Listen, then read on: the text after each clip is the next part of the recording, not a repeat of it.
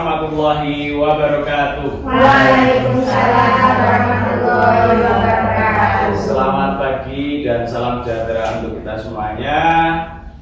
Om Swastiastu, Namo Buddhaya, salam kebajikan rahayu. Yang terhormat Ibu Kepala Sekolah, Ibu Megawati SPD LPD. Yang kami hormati Bapak Ibu Guru dan tenaga kependidikan SMP Negeri 4 Wonosobo.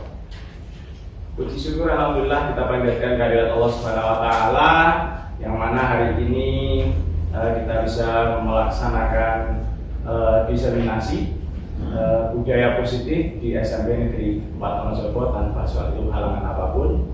Sholawat dan salam semoga selalu terlimpah kepada baginda Nabi Muhammad Sallallahu Alaihi Wasallam yang selalu kita nantikan syafaatnya di yaumul qiyamah. Ibu Kepala Sekolah, Bapak Ibu Guru yang kami hormati, izinkan saya berdiri di sini untuk mendiseminasikan atau menyebarkan pemahaman materi modul 1.4 program pendidikan guru penggerak tentang budaya positif. Nanti kelanjutannya adalah bagaimana budaya positif itu kita bangun di sekolah kita tercinta di SMP Negeri 4 Wonosobo. Terima kasih atas kesempatan yang diberikan oleh Ibu Kepala Sekolah. Dan langsung saja Bapak Ibu. Nah, quote of the day-nya untuk hari ini yaitu alone we can do so little, together we can do so much. Yang kurang lebih artinya sendiri kita hanya mampu berbuat hal yang kecil, sedikit, tapi dengan bersama-sama kita akan berbuat banyak. Tepuk tangan.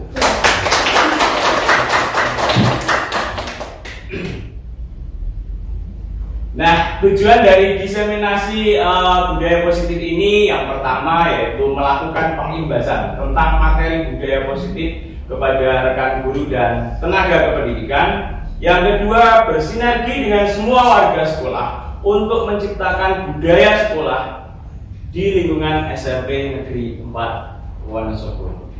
Bisa dipahami ya Bapak Ibu? Adapun konsep inti dari budaya positif ini ada 6 yang akan kita sampaikan pada hari ini. Yang pertama tentang disiplin positif dan nilai kebajikan universal. Kemudian yang kedua teori motivasi, hukuman, penghargaan dan restitusi. Yang ketiga adalah keyakinan kelas. Yang keempat kebutuhan dasar manusia dan dunia yang berkualitas. 5 posisi kontrol guru. Dan yang keenam segitiga restitusi. Nah, sebelum kita lanjutkan kegiatan pada hari ini, mari kita awali dengan berdoa, kemudian kita SBG. Menurut banyak Bapak Ibu, untuk kelancaran kegiatan kita hari ini, mari kita awali dengan doa menurut agama serta keyakinan masing-masing. Berdoa dipersilakan.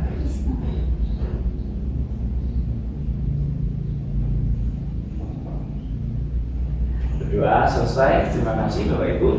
Mohon berkenan Bapak Ibu semuanya untuk kita berdiri.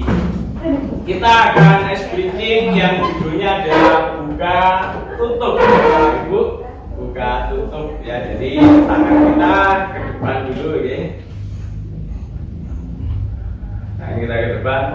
Dibuka tutup, dibuka tutup. Bertepuk tangan. Dibuka tutup, dibuka tutup.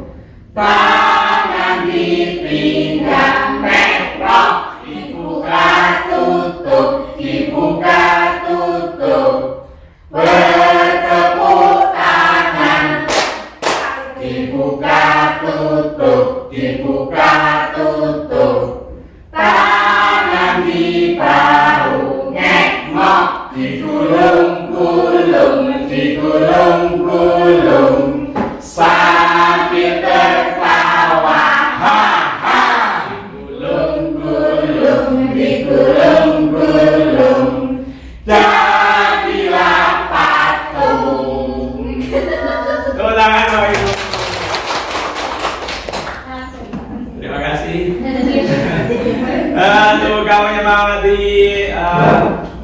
Ini sebenarnya silakan duduk Bapak Ibu. Kemudian kita mulai dari budaya positif. Kemarin ada yang tanya itu, apa sih budaya positif dan apa itu disiplin positif? Budaya positif di sekolah adalah nilai-nilai atau keyakinan-keyakinan, kebiasaan-kebiasaan, pembiasaan di sekolah yang berpihak pada murid agar dapat berkembang menjadi pribadi yang kritis, penuh hormat dan bertanggung jawab. Itu yang konsep tentang budaya positif. Nah, Bapak Ibu, apa saja budaya positif yang sudah kita laksanakan di SMP Negeri 4 Wonosobo? Nama apa ini? S3. Salam sapa, salam senyum. Oke, 3S saja? Adalah 3S atau 5S? Apa lagi? Budaya positif kita? santun, sopan, sopan, 5S. sapa, Senyum, sapa, salam, sopan, santun. Ini kumawon? Atau ada yang lain? ada lagi. 11 salat Sholat berjamaah. mengucapkan terima kasih. Mengucapkan terima kasih.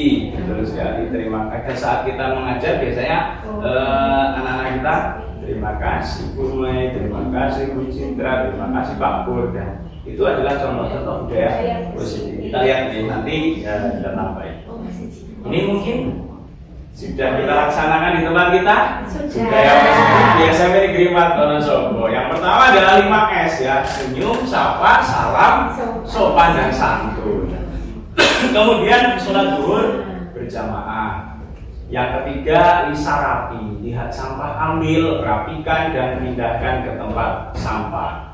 Yang keempat, sapa berian, waktu pagi bersih lingkungan. Kemudian ada literasi Qur'ani, pembacaan ayat suci Al-Quran di pagi hari dan juga pembacaan Asmaul Husna. Kemudian yang keenam ada baca nyaring dan baca senyap ya, jam 0 hari Rabu dan Kamis, betul? Nah ini Selasa dan Rabu ya, nanti kita revisi ya, hari Selasa dan Rabu. Berarti ini budaya ini sudah ada di tempat kita. Nah, mungkin nanti yang seperti dikatakan Ibu Kepala Sekolah tadi ada mengucapkan terima kasih kepada guru gitu ya, selalu mengawali dan mengakhiri pembelajaran dengan doa. Itu adalah contoh-contoh budaya positif. Dan apakah semuanya sudah berjalan dengan baik? Belum Ada yang belum? evaluasi. Evaluasi, ya. Betul sekali Bu Sofi, tentu sebagai guru BK itu baru sekali bahwa ini perlu kita evaluasi, perlu kita refleksikan kembali. Oke, nah Bapak Ibu, untuk mengawali tentang materi tentang disiplin positif, saya minta kalau bisa berpasangan 2 orang, bisa berpasangan 2 orang. Dan perintahnya seperti ini, ya. Ini cobalah buka Anda dan teman Anda, Bapak Ibu, melakukan kegiatan cobalah buka. Nah, 1 orang ini sebagai A dan 1 orang sebagai B. Okay. 1 orang ini mengepalkan tangan. Mengepalkan tangan seolah-olah di dalam genggaman kita itu adalah sesuatu yang sangat berharga sekali. Nah, kemudian yang bertindak sebagai B berupaya untuk membujuk, mengintimidasi, menghardik dan sebagainya agar si A ini tadi mau membuka. Nah, sikap A bagaimana? Ya terserah si A. Apakah mau membuka atau tidak. Nah, coba Bapak Ibu lakukan itu. Kemudian itu waktunya 30 detik. Setelah itu bisa bergantian yang B jadi A, yang A jadi B. Monggo.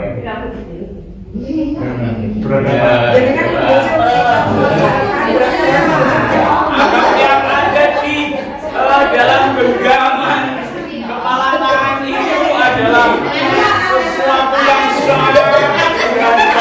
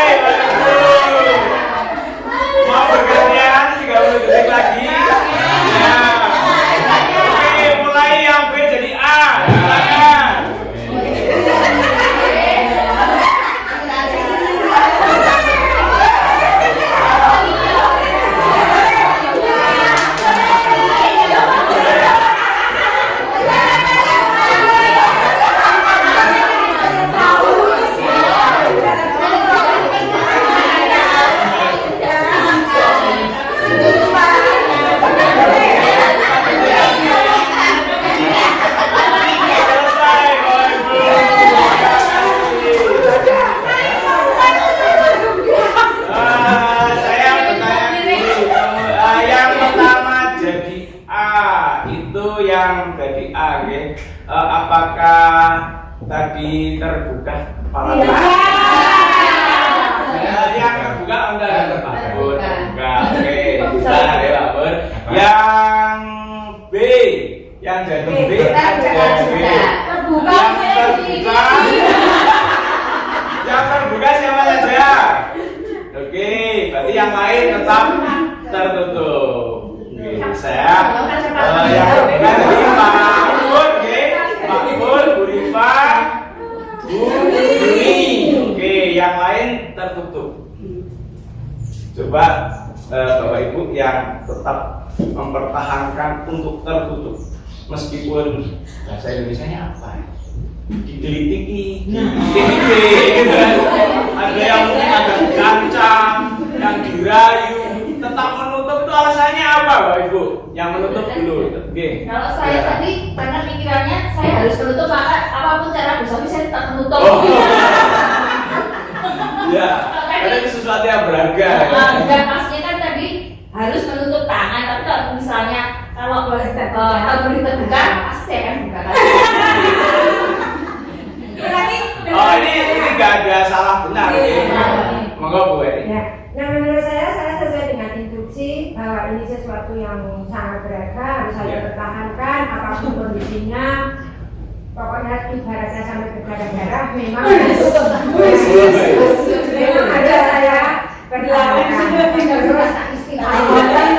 Ya, saya sudah di Al-Fatihah ini sudah Oke, sudah. itu makanya aku tak peduli. Iya, iya, terima kasih sekali. Mungkin satu lagi yang Saya mempertahankan milik saya karena itu satu barang berharga. Orang lain, yang kedua orang lain tidak perlu tahu apa yang ada di dalam saya. Mau jalankan sekali lagi mungkin cukup? Oke, tepuk jempol untuk kelompok yang tak mau kalah. Tepuk jempol. Jempol.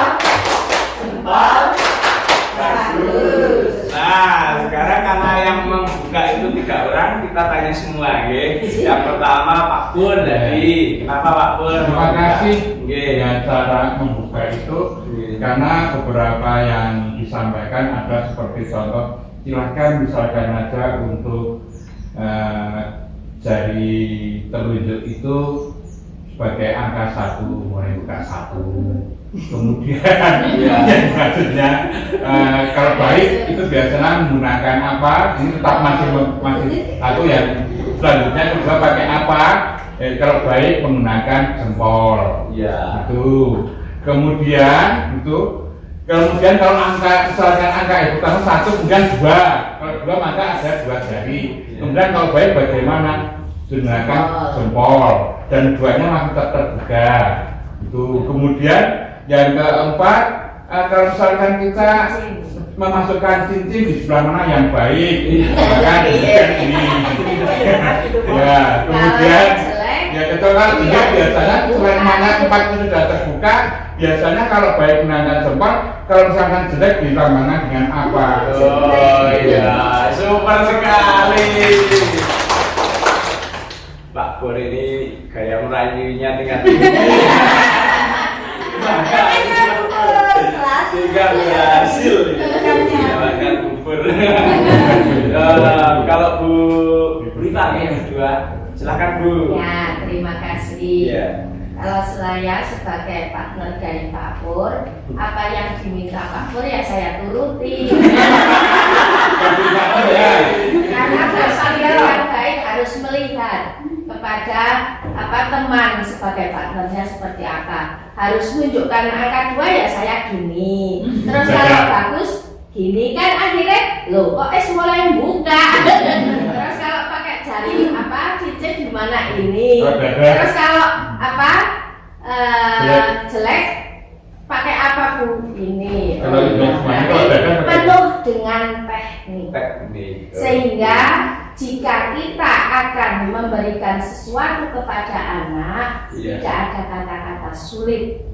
Harus dengan cara, harus dengan teknik yang kita miliki. Itulah kreativitas seorang guru. Dan terakhir kepada Bu Nur Wahyudi, maka Bu.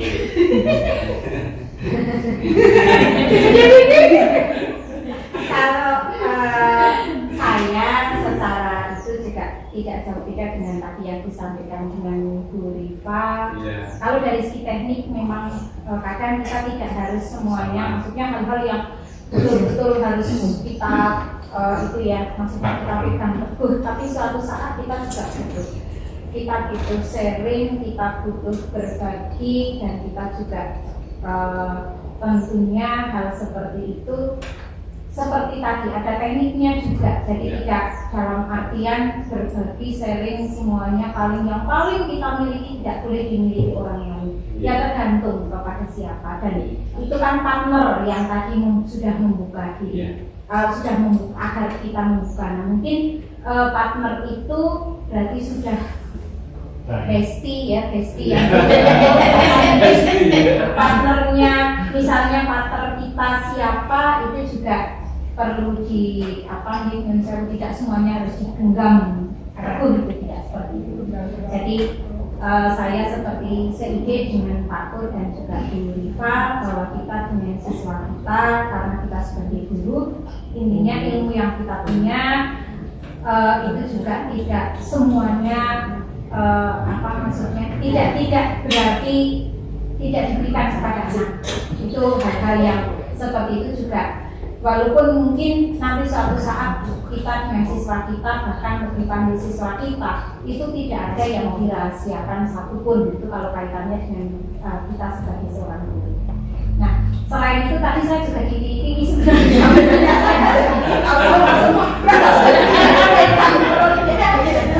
tapi kan secara lihat itu kembali lagi ke tekniknya, bestie kita, partner kita, cara membukanya bagaimana, tentunya sudah ada alasan yang tepat agar saya terbuka. Jadi itu saja, terima kasih. Terima kasih, tepuk jempol untuk kelompok yang membuka. Tepuk jempol. Jempol.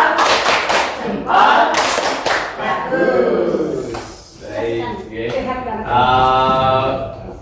Bapak Ibu, oke, tadi sudah kita laksanakan ini, kemudian apa sih kesimpulannya? Jadi nggak ada yang benar, nggak ada yang salah. Okay. Pada dasarnya semua tindakan atau keputusan itu bagaimana dari kontrol pikiran kita terhadap prinsip yang kita pegang teguh. Okay. Ketika kita berpegang teguh terhadap pendirian untuk tidak membuka kepalan tangan, maka kepalan tangan pun tidak akan dibuka. Tapi ketika kita berusaha mempengaruhi teman kita untuk membuka kepalan tangan, itu juga belum tentu berhasil. Kecuali tadi gaya meraihnya tinggi gitu ya. Ya, tapi satu hal dari kegiatan yang tadi kita laksanakan adalah bahwa kita tidak bisa mengontrol orang lain. Yang bisa mengontrol adalah diri kita masing-masing. Begitu juga kita sebagai guru terhadap murid-murid kita tidak bisa mengontrol sepenuhnya murid kita, itu tidak bisa. Tapi kita bisa menuntun, mendorong, memfasilitasi murid kita akan menjadi orang-orang yang baik, yang bertanggung jawab. Nah, itu nih Bapak Ibu. Mari kita lanjutkan dengan teori kontrol dari Dr. William Glasser. Dalam kontrol teori yang kemudian berkembang dan dinamakan choice theory, Dr. William Glasser ini meluruskan beberapa miskonsepsi, kesalahpahaman tentang makna kontrol. Yang pertama, ada ilusi bahwa guru itu mampu mengontrol murid. Sejatinya tidak bisa. Yang kedua, ada ilusi bahwa semua penguatan positif, bujukan yang tadi diberikan itu efektif dan bermanfaat. Padahal belum pasti bujukan itu memberikan terus, kalau dalam jangka panjang itu belum tentu bermanfaat. Kenapa? Karena itu eksternal dari orang lain, tidak muncul motivasi internal. Begitu. Yang ketiga, ada ilusi bahwa membuat orang merasa bersalah ini dapat menguatkan karakter. Kalian marah.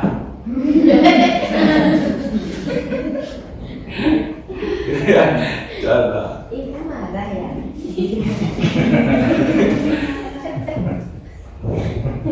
Gimana sih? Dan bagaimana ada contoh-contohnya ya Pak Ibu? Apakah dengan membuat orang lain merasa bersalah? Apalagi kalau dulu masih zaman ujian nasional tuh Bapak Ibu. Ingat nanti saat kamu pulang, seandainya bapak tidak meninggal terbujur kaku. Ya. Dan itu saya mempelajari materi ini seperti bercermin di kaca benggala. Yang saya ingat Bu Sofi sebagai guru BK, yang saya ingat Pak Pur, keistimewaan Pak Agung, karena kita sering bersama-sama. Adakah kesalahan-kesalahan kita yang pernah kita lakukan? Tapi ya karena memang kita belum tahu kan tidak apa-apa ya, karena memang belum tahu. Tapi setelah kita mengetahui, nanti semoga kita bisa memperbaiki, memberikan layanan yang lebih baik kepada kita. Amin. Kemudian yang keempat, ilusi bahwa orang dewasa memiliki hak untuk memaksa. Karena kita sebagai guru orang dewasa bisa memaksa, kamu harus ngikut dong, harus ikuti aturan begini-begini. Ini sebenarnya adalah teori kontrol, dengan teori kontrol itu adalah suatu ilusi ya. Kemudian saat ini menurut Stephen L. Covey perlu ada perubahan paradigma dari stimulus respon, dari yang tadinya kita itu seringnya membuat peraturan kelas ini, peraturan kelasnya seperti ini, maka kalian harus seperti ini, kan menjadi teori kontrol gitu ya. Bila kita ingin membuat kemajuan perlahan atau sedikit-sedikit, ubahlah sikap atau perilaku kita. Namun bila kita ingin memperbaiki cara-cara utama kita, maka kita perlu mengubah kerangka acuan kita. Ubahlah bagaimana kita melihat dunia, bagaimana kita berpikir tentang manusia. Ubahlah paradigma, skema, pemahaman, penjelasan aspek-aspek tertentu tentang realitas. Kalau stimulus respon, berarti kan harus ada kalau dalam fisika mungkin ada aksi reaksi. Nah, anak ini seperti kalau dalam bahasa kita dicekoki dari kita kan, ini kan yang muncul adalah motivasi eksternal. Dia melakukan sesuatu karena saya takut kalau sama Bu Sofi. Bukan motivasi intrinsik, internalnya tidak muncul. Nah, dalam teori kontrol itu bagaimana agar anak-anak itu bangkit motivasi internalnya seperti itu. Nah, seperti apa sih dalam stimulus respon itu realitas atau kebutuhan kita sama. Dalam teori kontrol kebutuhan kita berbeda. Kemudian dalam stimulus respon semua orang melihat hal yang sama. Teori kontrol setiap orang memiliki gambaran yang berbeda. Kita mencoba mengubah orang agar berpandangan sama dengan kita. Teori kontrol kita berusaha memahami pandangan orang lain tentang dunia yang mungkin saja berbeda dengan pandangan kita. Kemudian dalam stimulus respon berikutnya, perilaku buruk dilihat sebagai suatu kesalahan. Sedangkan dalam teori kontrol semua perilaku itu memiliki tujuan. Anak ketika berbuat salah pun sebenarnya pasti dia punya tujuan. Kemudian orang lain bisa mengontrol saya dalam stimulus respon. Dalam teori kontrol hanya kita yang bisa mengontrol diri masing-masing. Kemudian saya bisa mengontrol orang lain kalau dalam stimulus respon. Teori kontrol kita tidak bisa mengontrol orang lain. Mengarahkan bisa, mengontrol tidak bisa. Kemudian selanjutnya pemaksaan ada pada saat rujukan gagal. Nah, kalau pada teori kontrol, kolaborasi dan konsensus atau kesepakatan ini menciptakan pilihan-pilihan yang baru. Nah, ini yang terpenting dalam stimulus respon, model berpikirnya menang atau kalah. Ada masalah menang atau kalah. Tapi dalam teori kontrol, win-win solution, menang. Jadi saat anak berbuat salah pun, bagaimana anak ini kemudian dia bisa kembali ke kelompoknya dengan tidak merasa rendah diri. Seperti itu, oke? Kita perlu berubah pandangan kita dari stimulus respon ke teori kontrol. Nah, kemudian ini menurut Diana Goshen dalam bukunya Restructuring School Discipline, disiplin itu diartikan dari bahasa Latin ya, disciplina yang artinya belajar. Juga berasal dari akar kata yang sama dengan atau murid atau pengikut. Seorang mau menjadi murid, kalau zaman dulu di dunia persilatan, kenapa angkatlah saya sebagai muridmu guru gitu kan? Nah, ketika mau menjadi murid berarti kan orang yang dianggap guru kan pasti punya sesuatu, punya ilmu, punya sesuatu kan gitu, oke? Kemudian dengan kata lain bahwa disiplin ini membuat orang menggali potensinya menuju kepada sebuah tujuan, sesuatu yang dihargai dan bermakna. Dengan kata lain juga bahwa disiplin juga mempelajari bagaimana cara kita mengontrol diri, bagaimana menguasai diri untuk memilih tindakan yang mengacu pada nilai-nilai yang kita hargai. Dengan demikian, seorang yang memiliki disiplin berarti mereka bisa bertanggung jawab terhadap apa yang dilakukannya karena mereka mendasarkan tindakan mereka pada nilai-nilai kebajikan universal. Itu makna disiplin. Nanti saya share ya Bapak Ibu materinya. Nah, kemudian bagaimana mewujudkan sikap disiplin menurut Bapak Pendidikan Nasional kita Kiai Hajar Dewantara menyatakan bahwa untuk mencapai kemerdekaan atau dalam konteks pendidikan kita saat ini untuk menciptakan murid yang merdeka, syarat utamanya adalah harus ada disiplin yang kuat. Disiplin yang dimaksud adalah disiplin diri yang memiliki motivasi internal, bukan motivasi eksternal. Karena jika berasal dari motivasi eksternal, sifatnya sementara. Nah, besok jangan terlambat lagi ya, Bu. Tapi eksternal itu dari Musowi selaku guru BK. Sifatnya mungkin 1 minggu gitu ya kan. Nanti minggu berikutnya akan lagi seperti itu. Tapi kalau motivasi kita bangkitkan motivasinya dari diri sendiri, maka akan bertahan dalam jangka panjang. Bagaimana caranya? Nanti ada caranya dengan restitusi gitu ya. Nah, kemudian apa saja sih yang dimaksud dengan nilai-nilai kebajikan universal? Sebenarnya apa yang sudah kita berikan kepada anak-anak dan juga Bapak Ibu semua juga sudah paham apa yang terdapat di dalam dimensi profil pelajar Pancasila merupakan bagian dari nilai-nilai kebajikan universal. Artinya kalau universal kan seluruh manusia di muka bumi ini ya meyakini bahwa beriman, bertakwa pada Tuhan Yang Maha Esa, berkebinekaan global, bergotong royong, kreatif, bernalar kritis, mandiri. Itu adalah nilai-nilai yang baik yang diakui oleh semua warga dunia. Itu yang dinamakan dengan nilai-nilai kebajikan universal. Bersama Pak Guru.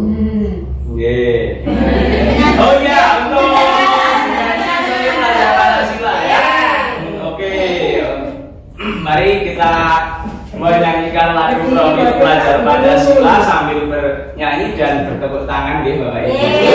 Dalam hitungan yang ketiga, 1, 2, 3. Belajar Pancasila, beriman dan bertakwa pada Tuhan Yang Esa dan bernama mulia, berkebinekaan global, gotong royong mandiri, kreatif dan bernalar kritis.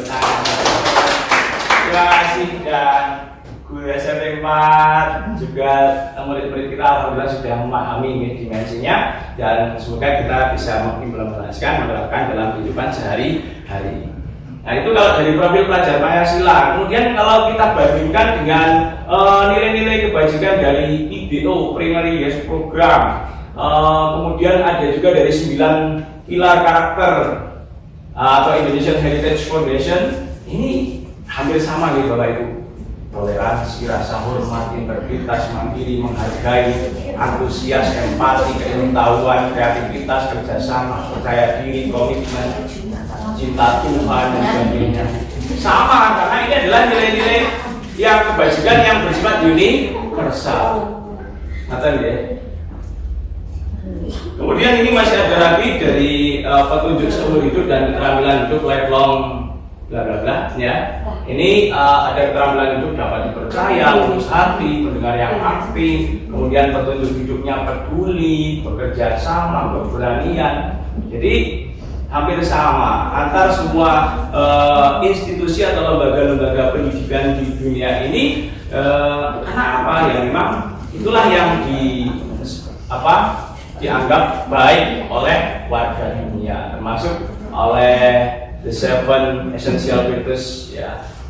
Ini juga hampir sama ya. Hanya ini dibuat satu tabel, ada dari peduli, rajin, integritas, rasa hormat, dan berbagai nilai-nilai kebajikan universal lainnya.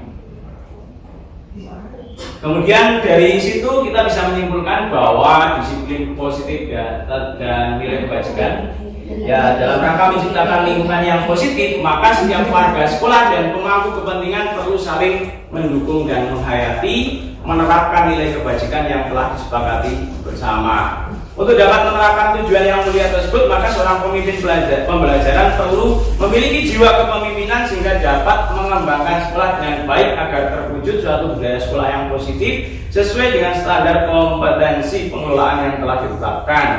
Tujuan mulia dari penerapan disiplin positif adalah agar terbentuk murid-murid yang berkarakter, disiplin, santun, jujur, peduli, tanggung jawab, dan merupakan pembelajar sepanjang hayat sesuai dengan standar kompetensi lulusan yang diharapkan. Itu muaranya dari penerapan disiplin positif di sekolah.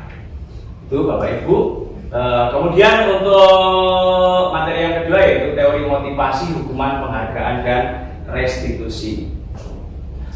Menurut Diana Goshen, ya, manusia itu melakukan sesuatu itu ada 3 motivasinya. Yang pertama adalah untuk menghindari ketidaknyamanan atau hukuman.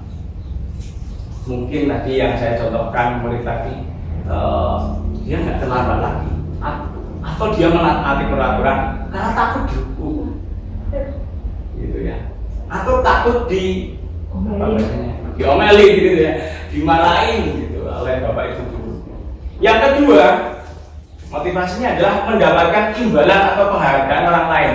Wah, nanti kalau jawab benar dikasih uang, kalau menjawab betul nanti dikasih permen, gitu. Itu yang kedua. Nah, yang ketiga, untuk menjadi orang yang mereka inginkan dan menghargai diri sendiri dengan nilai-nilai yang mereka percaya. Ini yang paling tinggi. Kira-kira murid-murid kita berada pada level 1, 1, 2, atau 3? Semoga saja ada yang 3. Pasti ada yang 3. Pasti ada yang 3. Mungkin saat ini 50% masih ada di level 1. Mungkin ya, kalau berdasarkan pengalaman kita, pengamatan kita, 25% ada di level 2, 25% di level 3. Ke depan semoga ya yang lebih tinggi di atau yang kemudian kita bedakan ya, apa itu hukuman, konsekuensi, dan apa itu restitusi. Yang pertama, hukuman itu bersifat tidak terencana atau tiba-tiba, datang terlambat langsung dikalungi tulisan, dijemur, ya. Anak itu nggak tahu loh ya. Kemudian murid tidak tahu apa yang akan terjadi. Disuruh keliling lapangan 50 kali, atau dikalikan kalau dulu zaman saya, lambat 5 menit tanggal 30.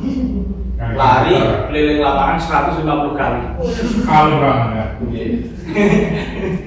Kemudian yang ketiga bersifat satu arah, karena biasanya hanya dari guru ya kalau hukuman. Tidak ada kesepakatan. Kemudian berupa hukuman fisik maupun psikis, ya. Murid disakiti oleh perbuatan atau kata-kata kita. Ini yang saya maksud tadi, saya bercermin pada diri sendiri. Kemudian yang kedua, konsekuensi ini terencana disepakati sesuai peraturan. Biasanya dibuat peraturan bersama. Ini untuk pelajaran bahasa Indonesia. Untuk pelajaran matematika, jika tidak mengerjakan ya kan, PR, maka harus menyalin 3 kali di waktu istirahat. Ya kan? Nah, ini kan sudah ada kesepakatan dulu antara murid dengan guru. Tapi tetap tidak nyaman. Kalau anak melakukan melanggar kesepakatan tadi, anak yang tadinya harusnya istirahat bisa belajar, wah ini harus tulis gitu kan.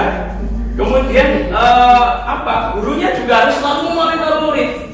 Ya kalau muridnya nggak ditungguin saat mengerjakan, ya kan, ini nggak mengerjakan. Gurunya juga repot pada tahap yang kedua. Kemudian pada konsekuensi. Kemudian kalau restitusi, ini proses menciptakan kondisi bagi murid untuk memperbaiki kesalahan. Proses kolaboratif yang mengajarkan murid untuk mencari solusi sendiri. Kemudian tawaran. Kalau guru memberikan kalau seperti ini tawaran, bukan satu paksaan harus seperti ini. Ya. Kemudian fokus pada karakter bukan tindakan. Nanti ada contohnya ya. Jadi tidak ketika murid itu salah, berbuat salah itu manusiawi kok, gitu kan ya.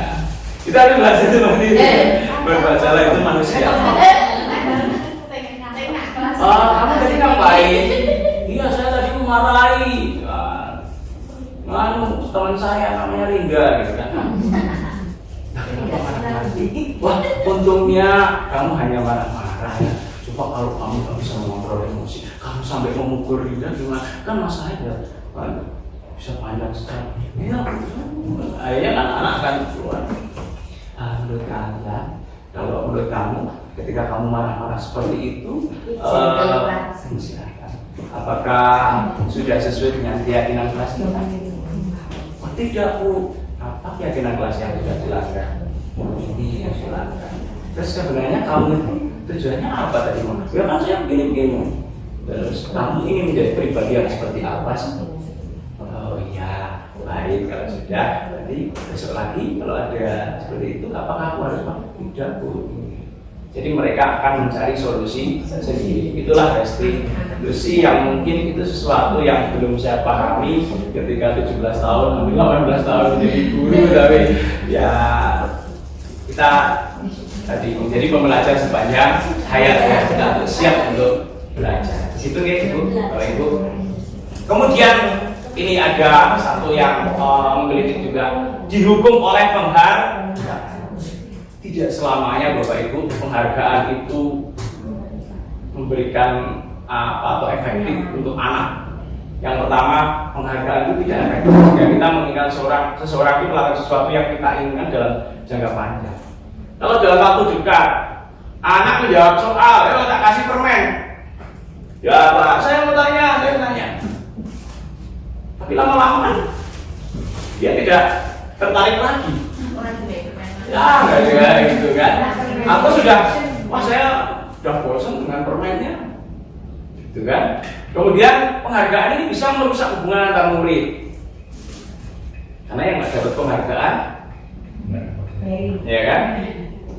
Gimana, gitu kan? Mary, gitu kan. Kemudian penghargaan ini bisa mengurangi, ini menurut penelitian, mengurangi ketepatan.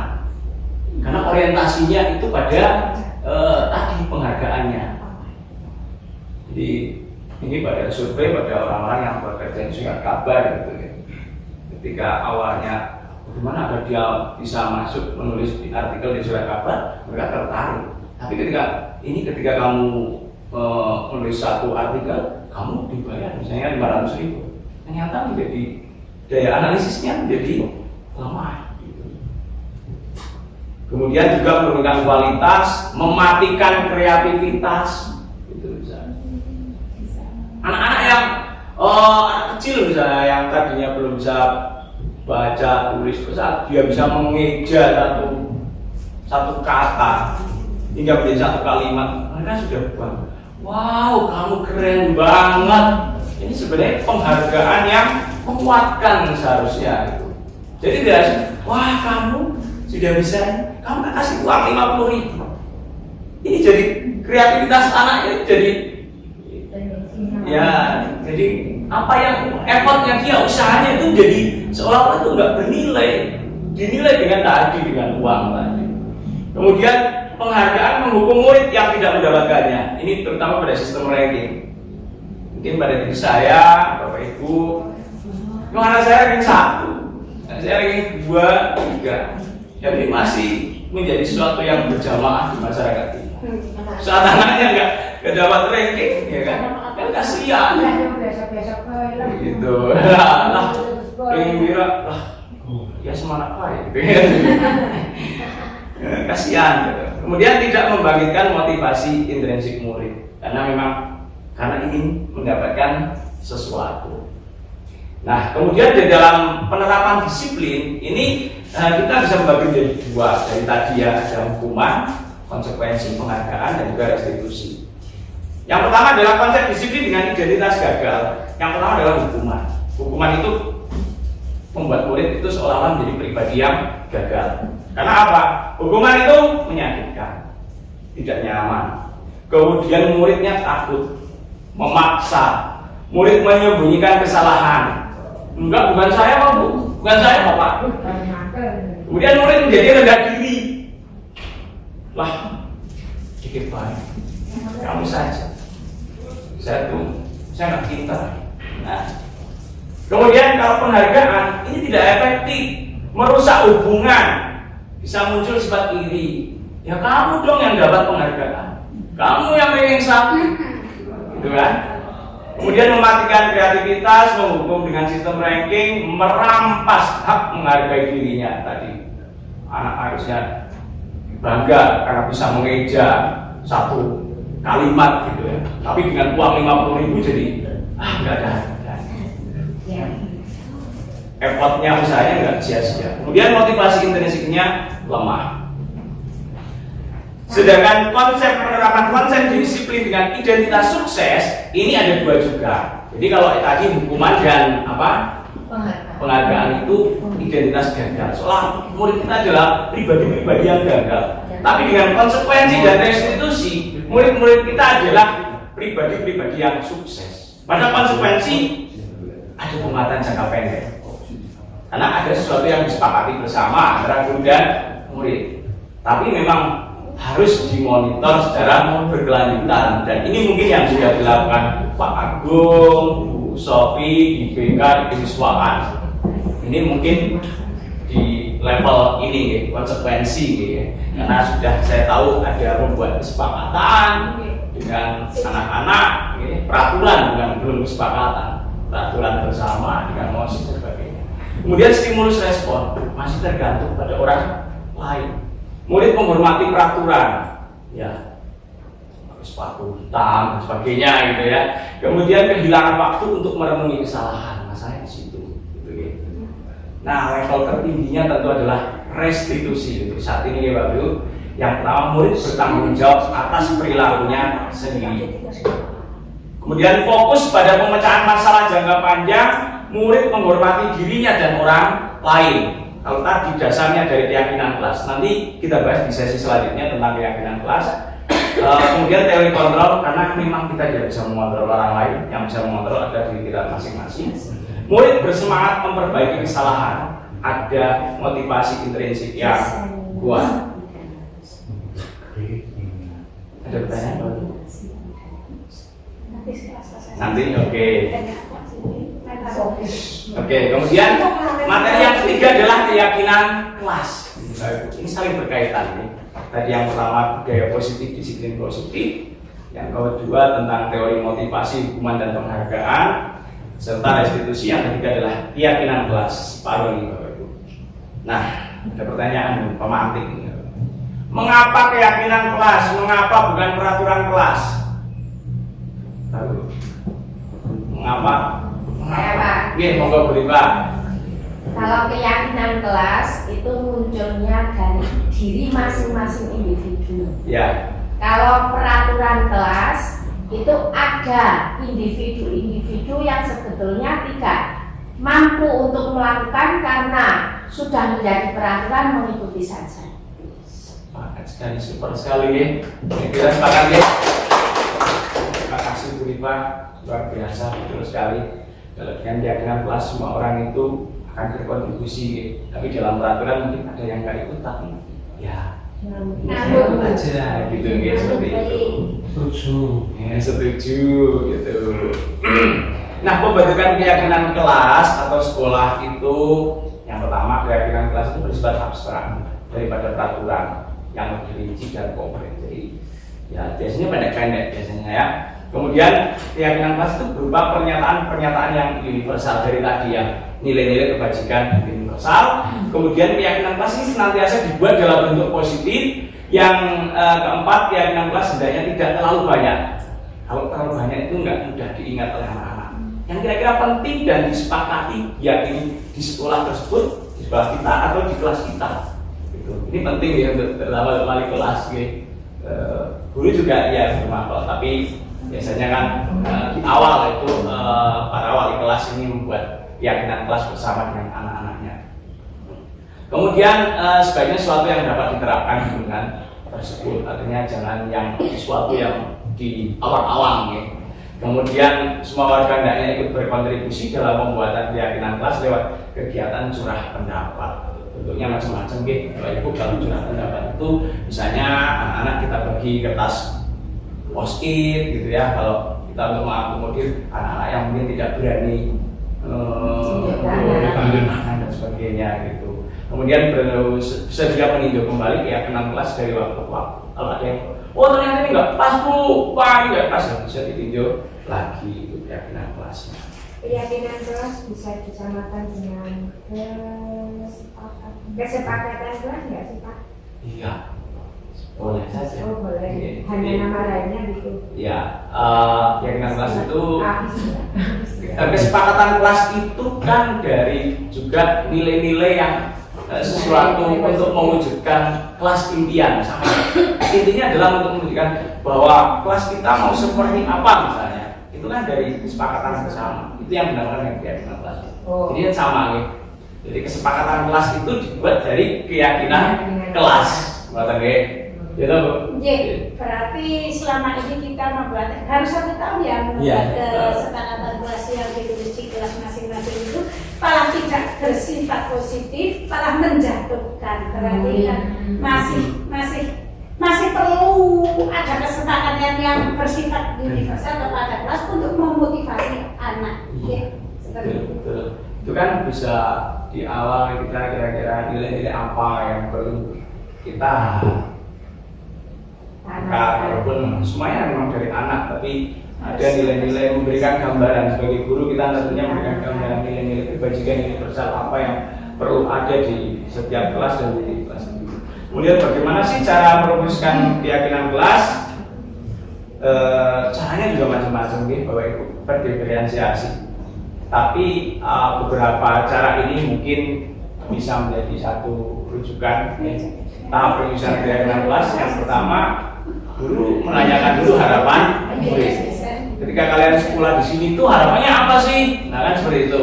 Kemudian ada eksplorasi ide dari murid untuk mencapai kelas impian. Ya tadi bisa untuk maju ke depan atau peta konsep atau tanya langsung atau dengan kertas post itu lah bisa. Kelas impian seperti apa? Kemudian dari curah pendapat tadi setelah dieksplorasi kita ambil sebuah kesimpulan. Kan banyak pasti. Kan bisa dikategori, diidentifikasi. Oh ini maksudnya nilai kejujuran, ini kedisiplinan, kan ngoten nggih.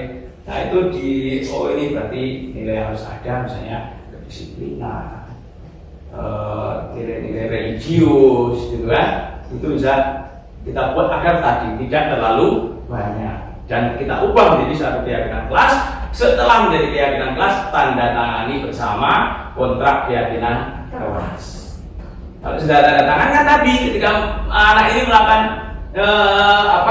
satu kesalahan, keyakinan kelas apa yang salah? Keyakinan kelas apa yang tidak sesuai dengan apa yang kamu lakukan tadi? Oh iya, saya tidak sesuai dengan keyakinan kelas disiplin karena saya selalu terlambat. Jadi seperti itu. Oh, terus bagaimana upaya kamu agar tidak terlambat? Oh, saya akan beli jam dengan alarmnya adalah ayam berkokok. Kenapa? Ibu saya juga bangunnya terlambat kan gitu. Misalnya seperti itu. Jadi upaya itu kan muncul dari anak. Solusi itu lahir dari munculnya dari motivasi anak itu sendiri. Ini contoh misalkan, maaf ini yang jadi wali kelas 7A gitu. Ini sampel saja, tapi ini pun saya masih kurang sederhana, jadi bisa dikembangkan. Keyakinan kelas misalnya ya.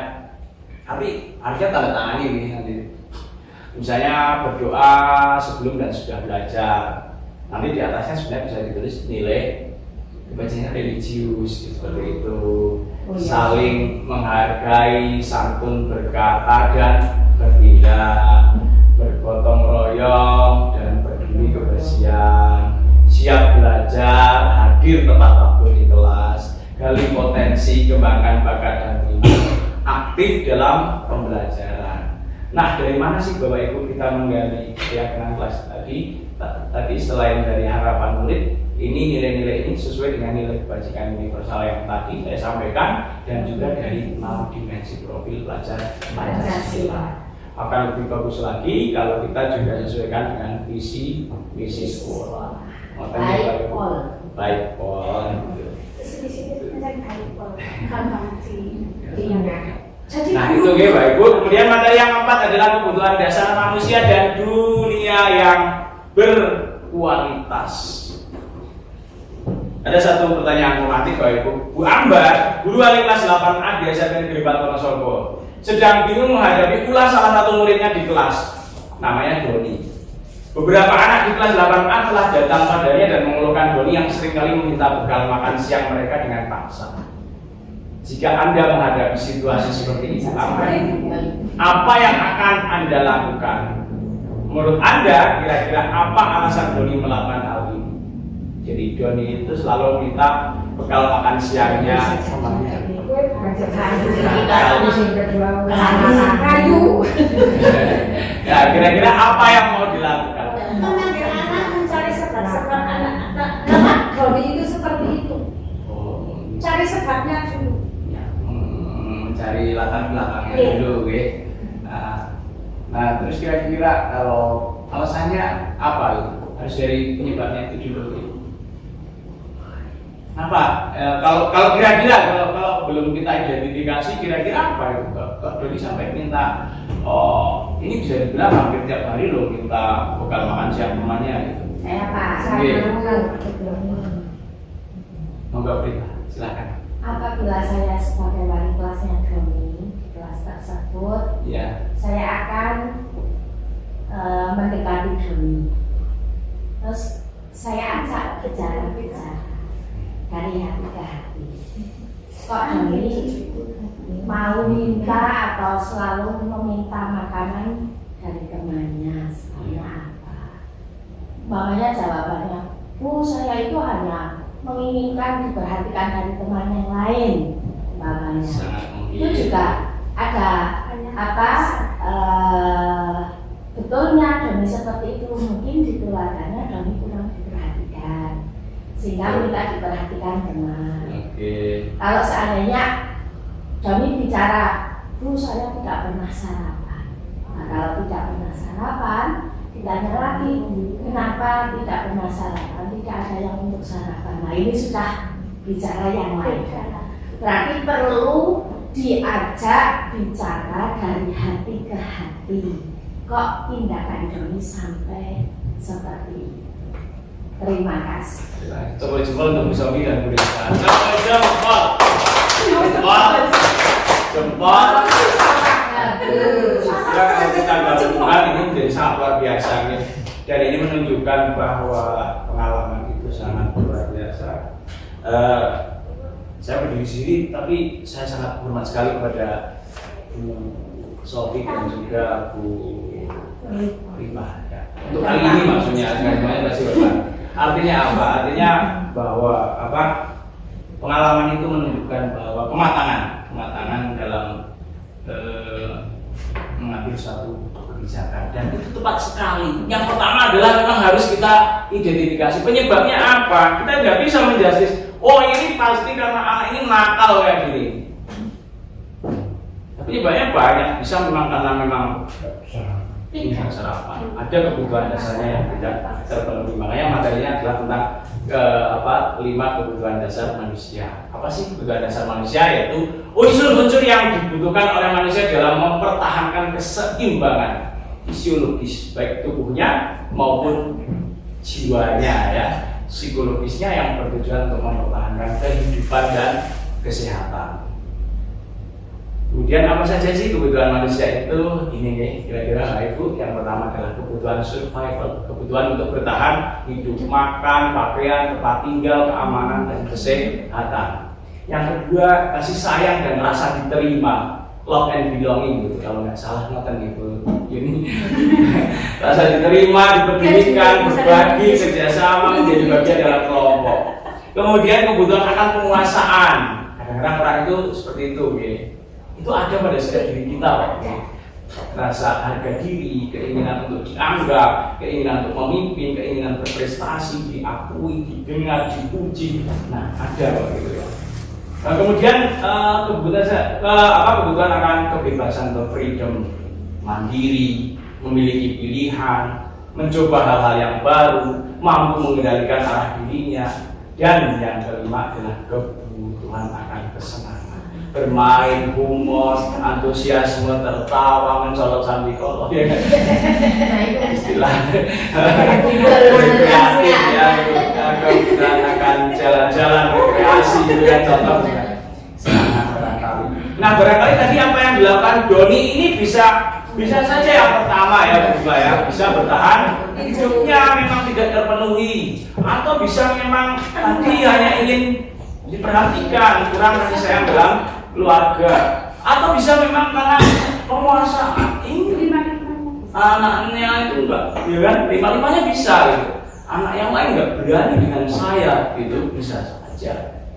Atau memang karena kebebasan dan juga karena hanya bersenang-senang saja gitu lah, untuk ngerjain temannya dan sebagainya. Sebenarnya nggak butuh itu, makanya ini sangat mungkin.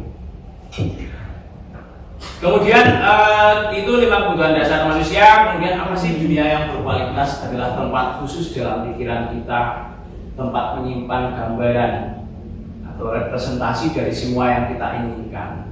Bisa berisi orang-orang, hal-hal dan apa saja yang terbaik dalam hidup dan membuat kita merasa bahagia dan terpenuhi kebutuhan dasarnya. Menurut Dr. William Glasser menyebutnya seperti semacam album foto tapi ada di dalam pikiran kita. Ini tidak terlalu banyak, hanya akan terdiri dari beberapa hal saja yang sangat signifikan, sangat penting dan benar-benar terbaik dalam hidup kita, yang buat hidup itu menjadi lebih bermakna. Itulah yang dilakukan dengan dunia yang berkualitas. Ya seperti suatu angan-angan imajinasi kita, dunia yang ideal. Murid kita juga mempunyai gambaran dunia berkualitas mereka. Tentunya sebagai guru kita ingin memasukkan hal-hal yang bermakna dan nilai kebajikan yang hakiki ke dalam dunia berkualitas mereka. Kita tidak bisa masuk, tapi kita bisa memberikan sesuatu yang bermakna sehingga apa yang kita berikan kepada anak-anak kita, murid-murid kita itu akan dimasukkan ke dunia berkualitas mereka. Ketika dulu dengan tutui, maka akan masuk dalam memori dunia berkualitas mereka. Bila guru dapat membangun interaksi yang memberdayakan dan memerdekakan murid, maka murid akan meletakkan dirinya sendiri sebagai individu yang positif dalam dunia berkualitas karena mereka menghargai nilai kebajikan. Jadi kalau budaya positif, apa yang kita lakukan di sekolah kita, budaya positif kita itu dianggap bermakna baik untuk anak-anak kita, murid-murid kita, maka akan dimasukkan ke dalam dunia berkualitasnya anak. Karena kita tidak bisa memaksakan, kita mau masuk, yang kita mau mimpi kan bebas ya, misalnya kita bermimpi kan bebas, kita mimpi ketemu siapa kan nggak bisa ya dipaksakan mimpi harus ketemu Budui kan. Yang Budui nggak muncul di pikiran saya kok kan ya itu nggak bisa. Begitu juga kita sebagai guru kan kita tidak bisa berseliweran langsung ke mimpinya itu. Nah kemudian yang kelima, ini 5 posisi kontrol guru. 5 posisi kontrol guru. Okay. Apa saja sih posisi kontrol guru kepada murid-murid? Yang pertama adalah sebagai penghubung. Biasanya nada suaranya tinggi.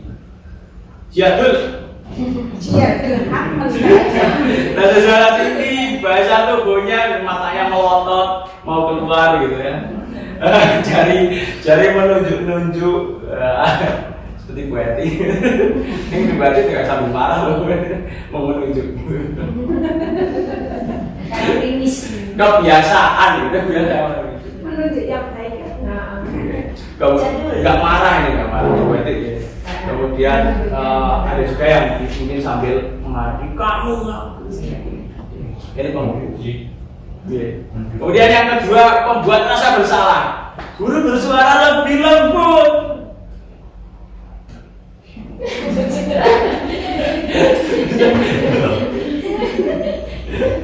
Menggunakan keheningan.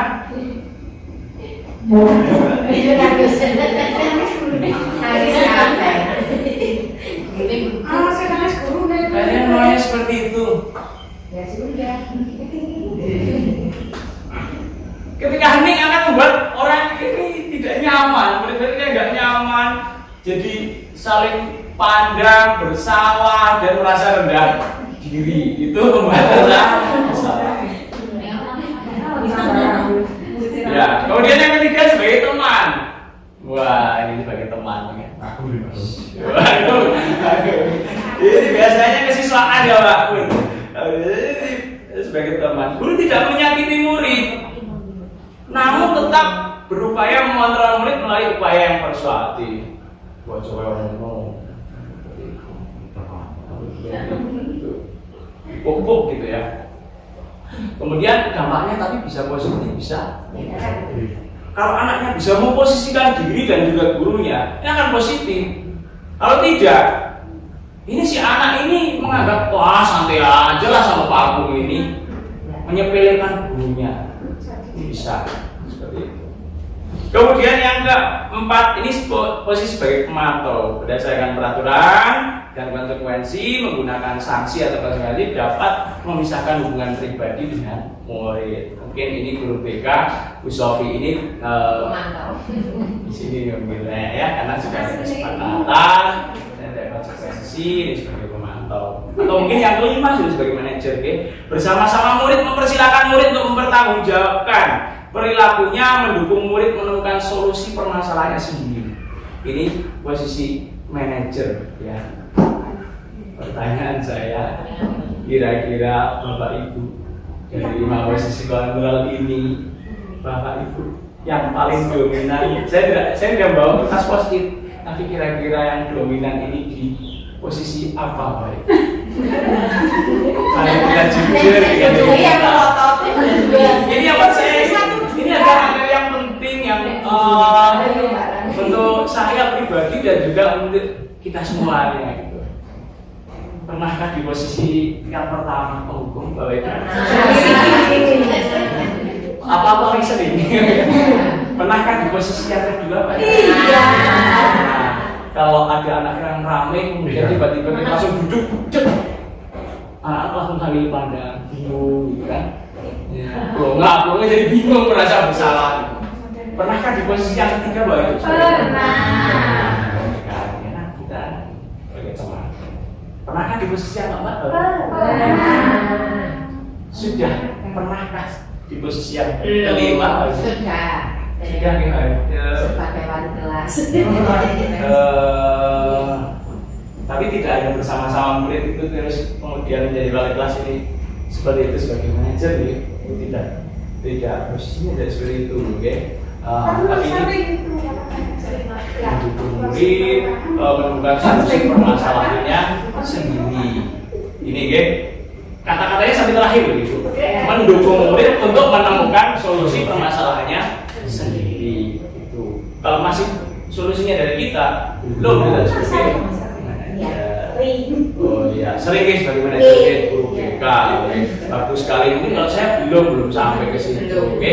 Tapi nanti kita berupaya, oke. Tapi biasanya masalah kecil, Pak. Kita tidak cari solusi sendiri. Bagus. Ada apa namanya metode apa ya? Behavior, metode apa lagi Perilaku. solusi. Ya, terlibat ada. Nah, dari harapannya melalui koordinasi ini kita mulai meninggalkan tahap 1, posisi 1, 2 gitu, oke. Tapi bisa nggak kalau kita itu memposisikan pada 2 posisi sekaligus? Bisa terjadi, Bisa dan sangat mungkin kan. Kita memposisikan diri seolah-olah agar anak itu nyaman kan, kalau kita sebagai seolah-olah anak ini sebagai teman kan nyaman. Tapi harus dibatasi. Harusnya kita teman dan juga manajer gitu loh, paling enggak itu. Nah, Jadi anak nyaman untuk mengungkapkan apapun ya, kendala, masalah ataupun apa yang mau diungkapkan kepada gurunya. Tapi sikap kita sebagai manajer mendorong anak untuk menemukan masalahnya sendiri, bukan dari kita.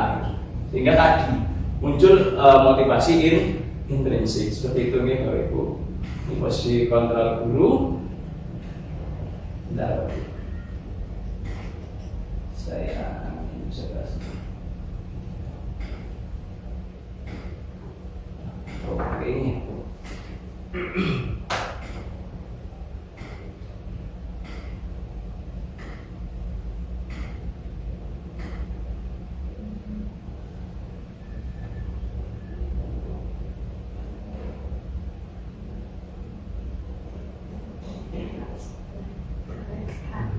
Suaranya bisa masuk.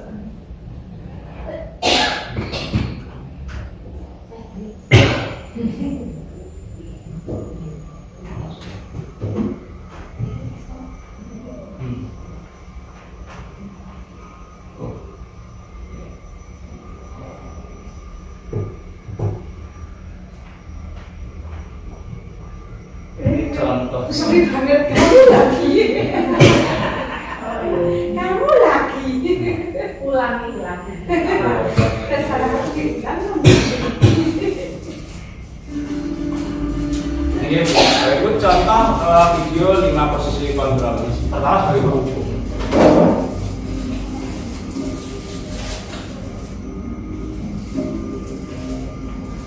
Naren, sini kamu.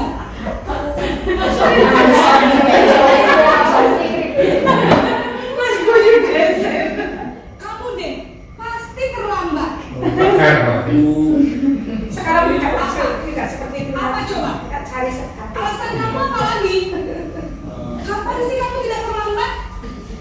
Saya lihat. Sama sekali yang terjadi apa? Saya Dasar kamu. Orangnya yang ngomong sudah berapa kali terlambat? Sana, kamu keliling lapangan basket 2 kali. Kesempatan apa kamu? Kenapa? Kamu tolak ibu. Berani-beraninya jawab. Sudah terlambat, masih berani jawab pula. Sekarang keliling lapangan basket 5 kali sekalian. Biar pergi sana ke lapangan basket. Posisi penghukum biasanya berbicara dengan nada tinggi, menghardik, menunjuk-nunjuk, menyakiti, dan menyindir. Hukuman bisa berupa fisik maupun psikis. Ibu dan bapak guru hebat. Dampak yang terjadi pada murid ketika guru berada pada posisi penghukum adalah murid cenderung berontak, pemahaman kita juga. pandangan.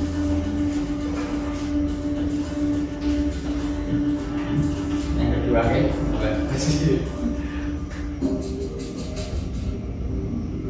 Iya mana?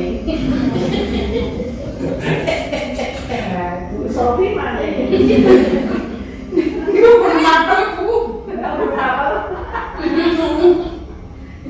Saking merasa Naren, kamu kenapa terlambat lagi, Nak?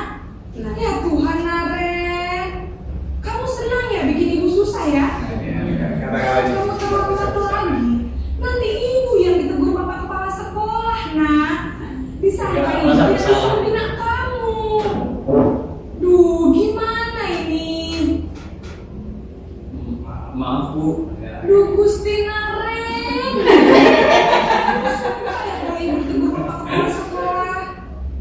Terus, sekarang ibu harus tulis apa ya di buku absen? Ini kamu sudah sering terlambat loh. Ibu harus apa coba? Maaf Bu. Maaf sekali. Ya sudah, lain kali jangan bikin ibu susah lagi ya. Ibu tidak akan kuat lagi kalau kamu begini terus. Kan pernah hebat ibu bapak kepala sekolah. Sana cepat kelas. Maaf ya Bu. Maaf sekali. Dan begini gitu Posisi membuat rasa bersalah, berbicara dengan nada tenang, cenderung lembut, Namun kata-kata yang diutarakan membuat murid merasa menjadi orang yang gagal, memandang buruk dirinya sendiri, merasa tidak berharga, dan tidak sanggup membahagiakan orang lain. Ketika guru mengambil posisi pembuat rasa bersalah, murid akan menganggap dirinya yang bersalah dan ia akan menyimpan emosi negatif tersebut di dalam dirinya.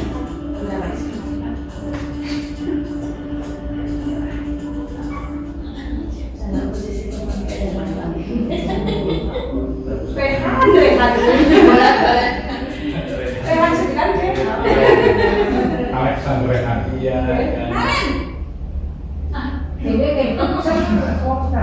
Ingat, tapi dia selamat pagi. Tadi ya. Wah, sudah jam berapa ini nak? Terlambat lagi ya sayang. Tapi rasa begini. Gak WhatsApp bareng. Kamu bukannya anak yang larinya paling kencang. Kok terlambat sih? Iya bu, saya memang terlambat bangun tadi. Jadi biarpun saya lari kencang, tetap gak kejar bu. Biasa-biasa nah harus kebiasaan kali larinya lebih kencang lagi ya. Biar gak terlambat lagi. Bikin seneng ibu demi ibu. Bisa kan? Bisa bu. Ya, sudah sebelum sekolah, ibu beresin urusan absen kamu.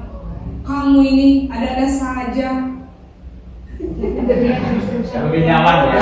Si teman, guru berbicara kepada seorang yang cenderung bersenda gurau untuk menjaga suasana tetap santai. Murid akan merasa senang, aman, dan akrab dengan guru. Identitas yang tercipta adalah sukses atau berhasil. Namun perlu diingat, karena ini masih dorongan eksternal, maka ada faktor ketergantungan dari murid kepada orang tertentu. Di sini guru absen ya, sehingga di lain waktu murid bisa berperilaku baik, namun hanya kepada orang-orang tertentu saja. Pada orang yang dekat saja. Sama orang lain juga. Yang keempat itu.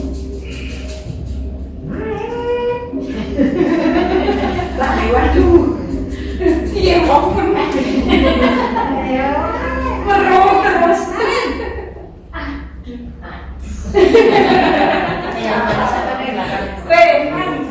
Nah, Alexander, apa peraturan sekolah kita tentang jam berapa kita harus masuk sekolah, nak? Kita harus di sekolah jam 7 bu. Iya betul, sekarang sudah jam 7.20. Naren sudah tahu konsekuensinya jika terlambat hadir. Paham bu, saya harus tinggal kelas pas jam istirahat selama 20 menit. Iya benar, konsekuensinya demikian. Jadi nanti jam 9.30 pas istirahat, kamu harus tinggal di kelas, kerjakan tugas tambahan untuk ketertinggalan kamu, ya? Baik bu. Oke. Tetap ada ketidaknyamanan ya. Posisi pemantau mengandalkan penghitungan atau data untuk mengontrol murid.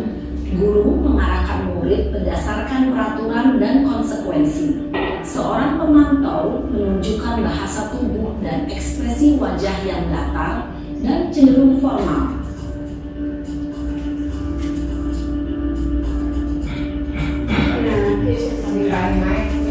Diharapkan.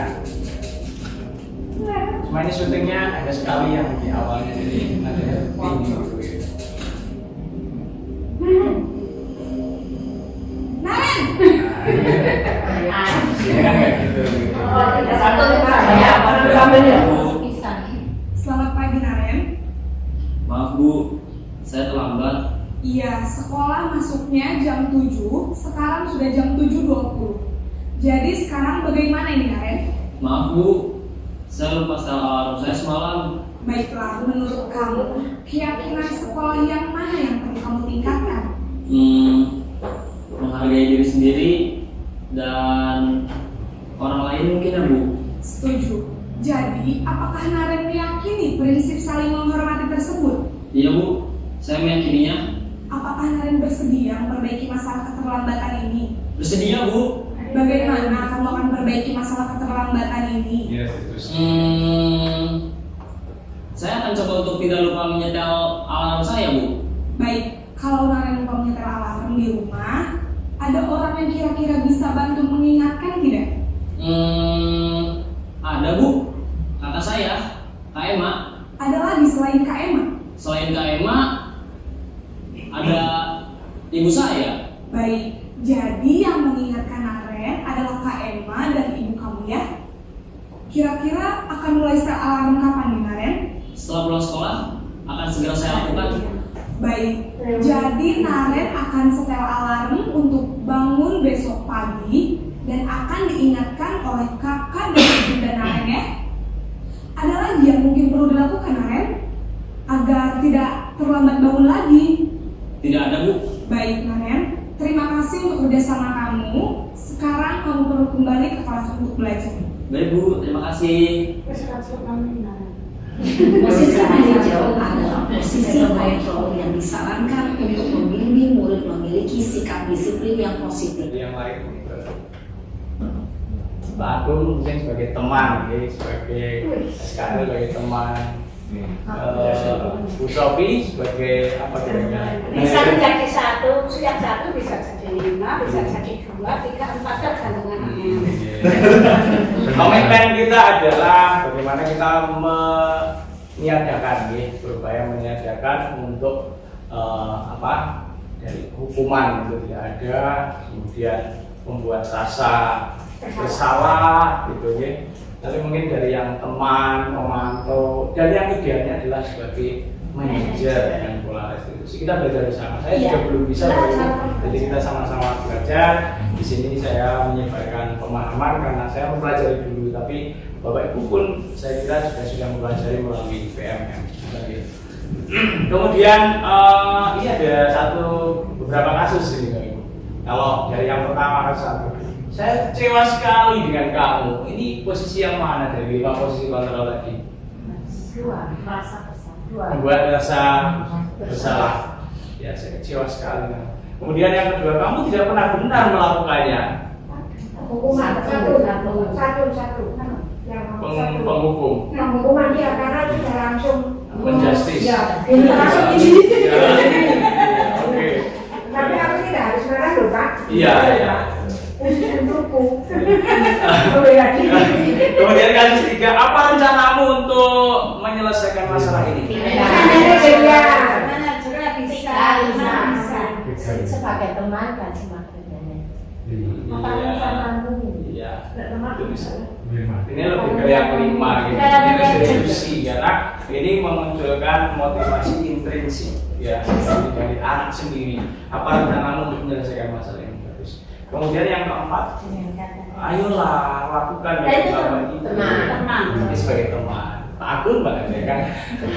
Kemudian yang kelima, kamu tidak akan mendapat nilai jika tidak mengerjakan tugas.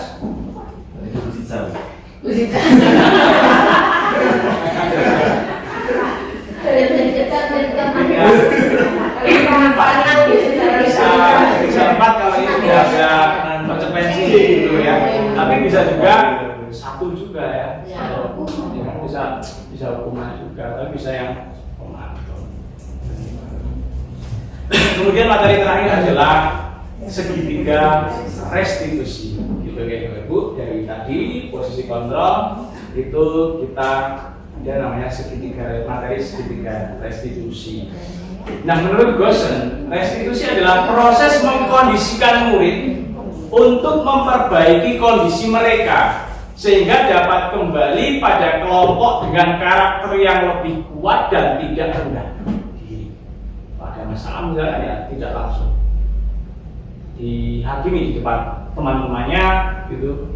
Tapi tadi seperti Bu Rifa menyampaikan, bicara dari hati ke hati itu agar ketika kemudian dia akan menemukan solusi atas apa yang tindakan yang sudah dilakukan yang tidak sesuai dengan keyakinan kelasnya, sehingga ketika dia kembali ke kelompoknya dia akan tetap merasa menjadi orang yang tetap tidak rendah diri seperti itu. Nah, segitiga restitusi ini merupakan suatu proses dialog yang dijalankan oleh guru agar menghasilkan murid yang mandiri dan bertanggung jawab.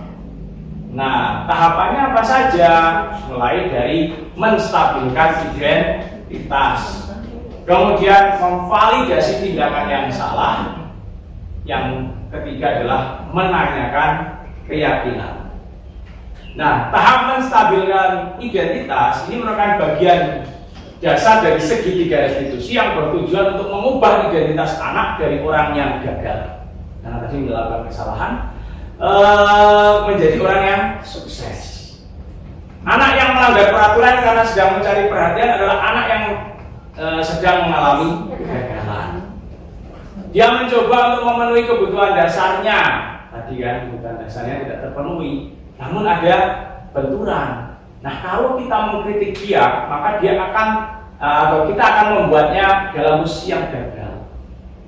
Nah, kalau kita ingin menjadi ingin dia itu jadi reflektif, maka kita harus meyakinkan anak tersebut. Murid kita harus meyakinkan dengan mengatakan beberapa kalimat, misalnya berbuat salah itu tidak apa-apa, berbuat salah itu manusiawi kok. Bukan kita permisi terhadap kesalahan anak gitu. Kemudian tidak ada manusia yang sempurna. Al insan ya kan, nggak bisa tempat salah kan itu. Saya juga pernah melakukan kesalahan seperti itu. Kita bisa menyelesaikan ini. Bapak atau ibu tidak tertarik mencari siapa yang salah, tapi bapak ibu ingin mencari solusi dari permasalahan ini. Kamu berhak merasa begitu. Tadi misalnya marah gara-gara dicontek temannya gitu kan, bisa marah. Kamu berhak seperti itu karena kamu menjaga sesuatu yang kamu anggap berharga. Awalnya kan seperti itu, menstabilkan identitas dulu. Biasanya anak kan dalam posisi yang tinggi, marah gitu. Kemudian apakah kamu sedang menjadi teman yang baik buat diriku sendiri? Itu tahap menstabilkan identitas. Yang kedua, validasi tindakan yang salah. Nah, menurut teori kontrol, semua tindakan manusia itu baik atau buruk kan tadi pasti punya tujuan. Tadi motivasi tindakan manusia ada 3 ya. Bisa karena menghindari ketidaknyamanan atau hukuman, untuk mendapatkan pendidikan, atau untuk menjadi memang diri pribadi yang baik. Nah, seorang guru yang memahami teori kontrol pasti akan mengubah pandangannya dari stimulus respon, dari yang harus ada motivasi eksternal ke cara yang berpikir proaktif mengenali tujuan dari setiap tindakan. Padahal kamu bisa melakukan yang lebih buruk loh dari ini, tapi kamu pasti punya alasan mengapa melakukan hal itu. Kamu patut bangga pada dirimu sendiri karena kamu telah melindungi sesuatu yang penting buatmu, sehingga kamu tidak mau dicontek sama temannya. Saya seperti itu. Kemudian kamu boleh mempertahankan sikap itu, tapi kamu harus menambahkan sikap yang baru. Nggak boleh dicontek itu boleh, tapi kamu kan nggak perlu memaki-maki misalnya seperti itu. Nanti akan sadar sendiri. Kemudian tahap yang ketiga, menanyakan keyakinan. Nah, untuk teori kontrol dinyatakan bahwa kita pada dasarnya termotivasi secara internal. Jika identitas sukses telah tercapai pada langkah 1 dan tingkah laku salah telah divalidasi di langkah yang kedua, maka anak akan siap untuk dihubungkan dengan nilai-nilai yang dia percaya. Tadi ya, oh iya saya tidak sesuai dengan keyakinan kelas yang ini, menghargai diri sendiri dan menghargai orang lain, contoh video tadi, dan berpindah menjadi orang yang dia inginkan. Saya akan menjadi orang yang seperti ini, saya membangunkan diri saya dengan nyetel alarm dan sebagainya, kemudian minta bantuan kakak dan ibunya, itu contoh. Nah, pertanyaan-pertanyaan bahwa ini menghubungkan keyakinan anak dengan keyakinan kelas atau keluarga. Apa yang kita percaya sebagai kelas atau keluarga, kemudian apa nilai umum yang kita telah sepakati, apa bayangan kita tentang kelas yang ideal, kamu mau menjadi orang yang seperti apa. Dari situ anak akan muncul kan solusinya sendiri. Dari kita mendorong anak-anak dengan pertanyaan-pertanyaan ini. Sehingga penting untuk menanyakan ke anak kehidupan seperti apa yang nantinya mereka inginkan. Kemudian apakah kamu ingin menjadi orang yang sukses, bertanggung jawab, atau bisa dipercaya. itu materi tentang konsep inti materi disiplin positif. Tadi ada 6, mulai dari budaya positif, disiplin positif, kemudian hukuman, konsekuensi, restitusi, kemudian sampai ada keyakinan kelas, 5 posisi kontrol guru, dan segitiga restitusi. Nah, adapun mungkin yang bisa kita simpulkan dari diseminasi kali ini yaitu bahwa konsep ini dari budaya positif sebagai upaya yang dapat dilakukan dalam membangun budaya positif di SMP Negeri 4 Wonosobo, tentunya untuk mewujudkan hal yang tadi saya sampaikan itu membutuhkan proses yang tidak instan, tidak bisa dilakukan dalam waktu yang singkat. Kita butuh proses belajar sama-sama. Selain itu, proses ini juga membutuhkan keterlibatan, kerjasama, dan kolaborasi semua pemangku kepentingan di sekolah. Dukungan dari ibu kepala sekolah, dari bapak ibu guru dan tenaga pendidikan untuk menerapkan konsep budaya positif di SMP Negeri 4 Wonosobo tentu sangat diperlukan. Selain pemahaman kita bersama. Guru Irian Cendrawasih, cukup sekian, terima kasih.